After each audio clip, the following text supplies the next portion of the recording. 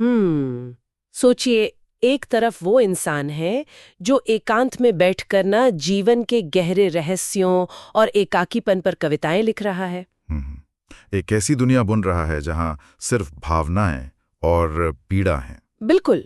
और दूसरी तरफ एकदम वही इंसान एक पूरी संस्था खड़ी कर रहा है, एक प्रखर पत्रिका का संपादन कर रहा है और मतलब समाज का एकदम व्यावहारिक नेतृत्व कर रहा है। ये सुनकर ऐसा लगता है ना कि हम दो अलग अलग लोगों की बात कर रहे हैं। हाँ, एकदम ऐसा ही लगता है। क्योंकि देखिए, हमारी आम समझ यही कहती है कि जो व्यक्ति बहुत भावुक है वो दुनियादारी या प्रशासन के मामलों में थोड़ा कमजोर होगा। सही बात है। और जो एक कुशल प्रशासक है वो तार्किक और शायद थोड़ा नीरस होगा। हाँ। हम मान बैठते हैं कि भावनाएं और व्यावहारिक मैनेजमेंट दो अलग ध्रुव हैं। बिल्कुल।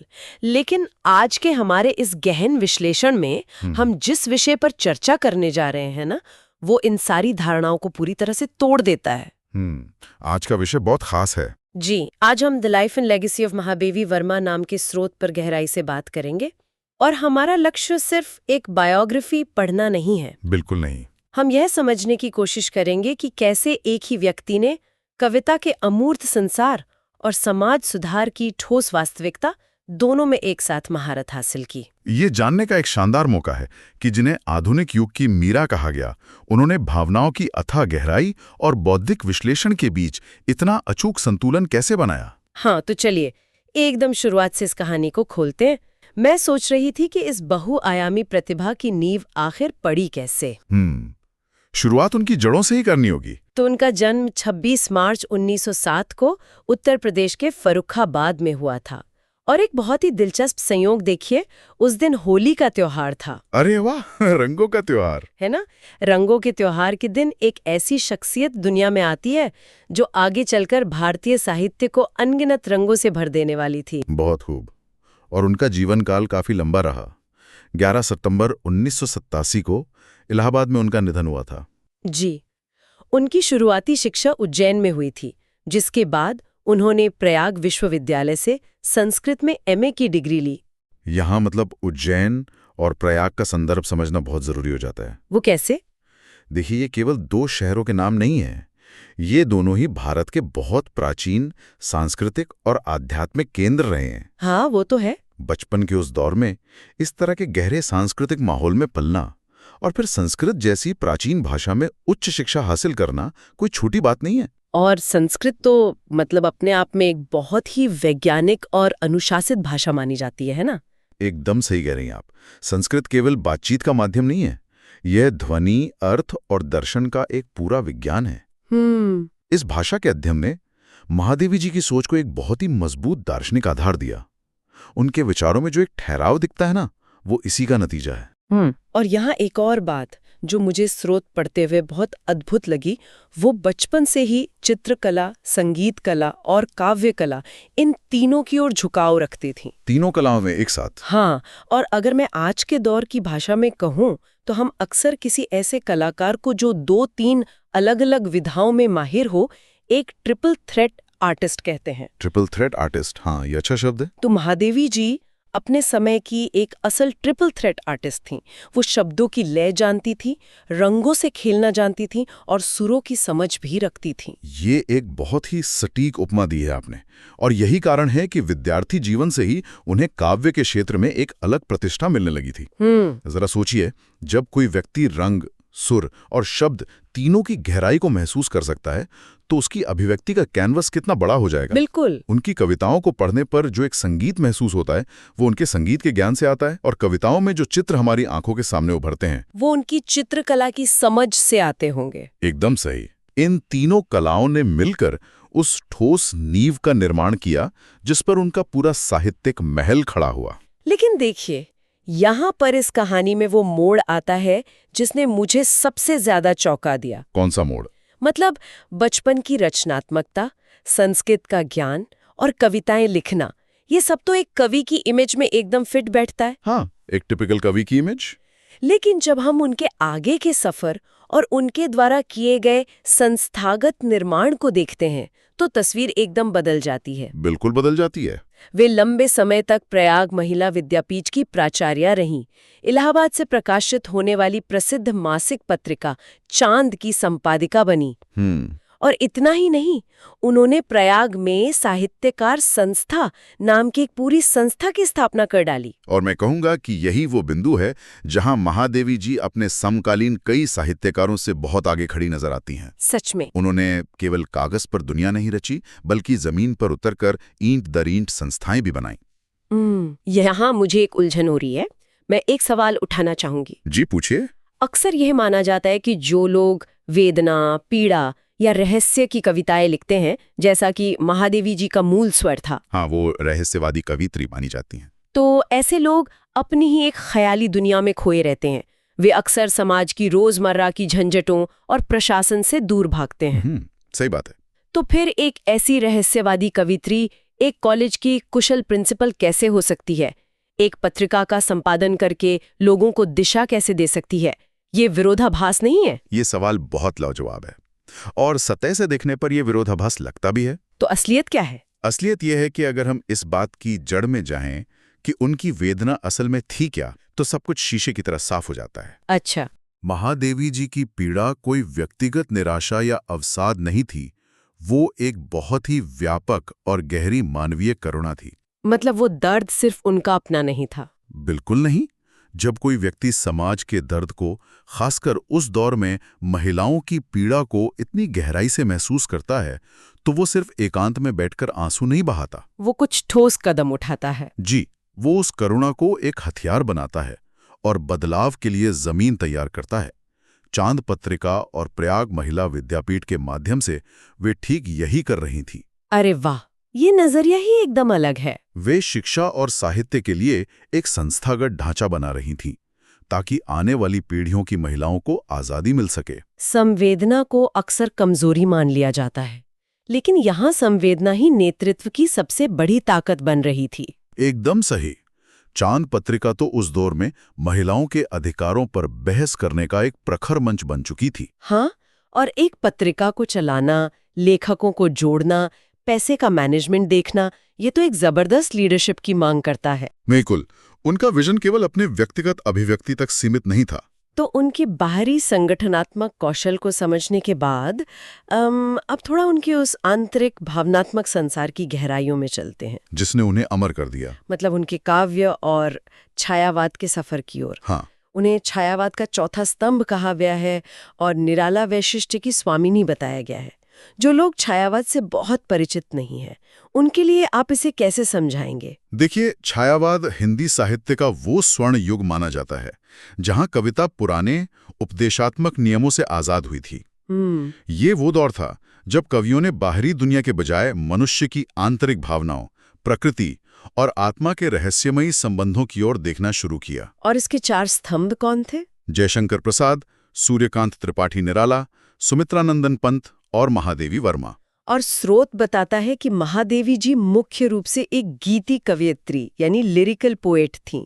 जी। उनकी कविताओं के मुख्य विषयों में प्रणय यानी प्रेम, वेदना की गहरी अनुभूति और रहस्यात्मकता शामिल है। और एक टर्म जो उनके दर्शन को समझने के लिए स्रोत में बार बार आया है, वो है जड़ चेतन का एकात्म्य भाव। हाँ, ये बहुत महत्वपूर्ण है। इसका अर्थ शायद प्रकृति और जीवन के बीच एक गहरे रिश्ते को पहचानना है। बिल्कुल सटीक। जड़ का अर्थ है निर्जीव वस्तुएं या प्रकृति, और चेतन का अर्थ है सजीव मनुष्य या आत्मा। महादेवी जी ने अपनी कविताओं में इन दोनों के बीच की दूरी को मिटा दिया था। वे एक सूखी पत्ती या रात के अंधेरे में भी मानवीय भावनाओं को धड़कता हुआ देख सकती थी। प्रकृति उनके लिए सिर्फ एक बैकग्राउंड नहीं थी। नहीं, वो एक जीवित साथी थी। यही एकात्म भाव ही उनके दर्शन का मूल है। उनकी काव्य शैली के बारे में एक बहुत ही तकनीकी लेकिन रोचक बात मुझे पता चली। वो है उनका बिंब विधान यानी इमेजरी। हाँ, बिंबों का प्रयोग उनके काव्य की जान है। बताया गया है कि उनकी विजुअल, ऑडिटरी और टैक्टाइल बिंबों में विशेष रुचि थी, मतलब चाक्षुष, श्रव्य और स्पर्शिक बिंब। जी। जब मैंने इस पर गौर किया ना, तो मेरे दिमाग में तुरंत आधुनिक सिनेमा या वर्चुअल रियलिटी मतलब VR का ख्याल आया। वर्चुअल रियलिटी, ये तुलना थोड़ी हैरान करने वाली है। इसे थोड़ा और समझाएं। देखिए, जब कोई VR हेडसेट पहनता है तो वो केवल एक चपटी तस्वीर नहीं देखता। हाँ, वो तो 3D में सब कुछ महसूस करता है। बिल्कुल, वो वहाँ की आवाजें सुनता है और ऐसा लगता है जैसे वो उन चीजों को छू सकता है।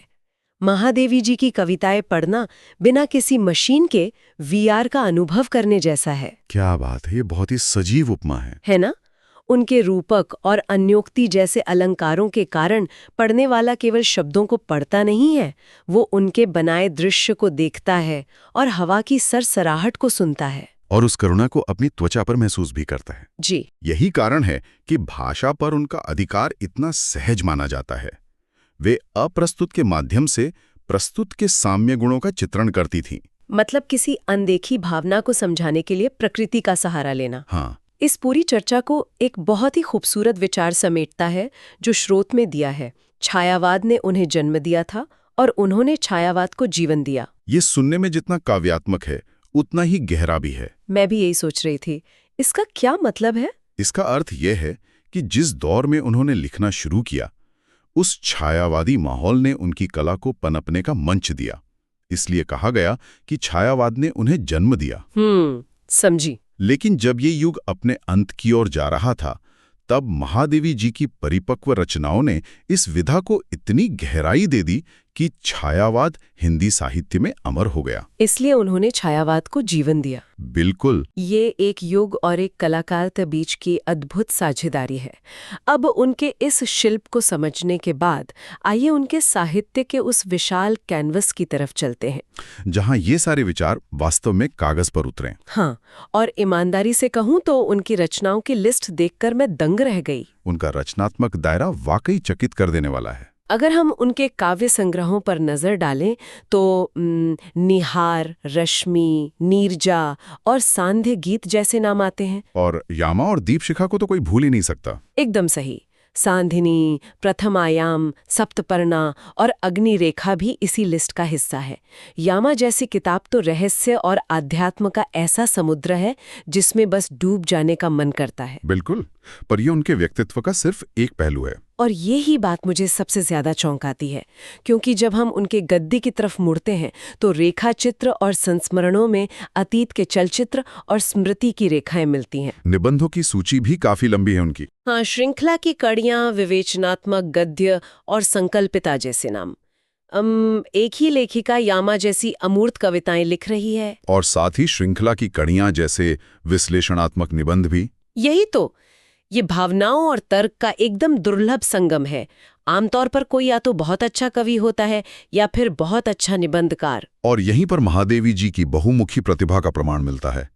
उनका गद्य साहित्य उनकी कविताओं की मूल आत्मा से अलग नहीं था, बस कैनवस बदल गया था। हाँ, जब वे अतीत के चलचित्र लिखती हैं तो वे समाज के हाशिए पर खड़े लोगों का, शोषित महिलाओं का ऐसा मानवीय चित्र खींचती हैं कि पढ़ने वाले की आंखों में आंसू आ जाएं। उन्होंने उन लोगों को साहित्य का नायक बना दिया जिन्हें समाज देखना भी पसंद नहीं करता था। एकदम सही। तो क्या हम ये कह सकते हैं कि उनकी मूल भावना वही थी, बस स्थिति के अनुसार उन्होंने अपना माध्यम बदल लिया? बिल्कुल।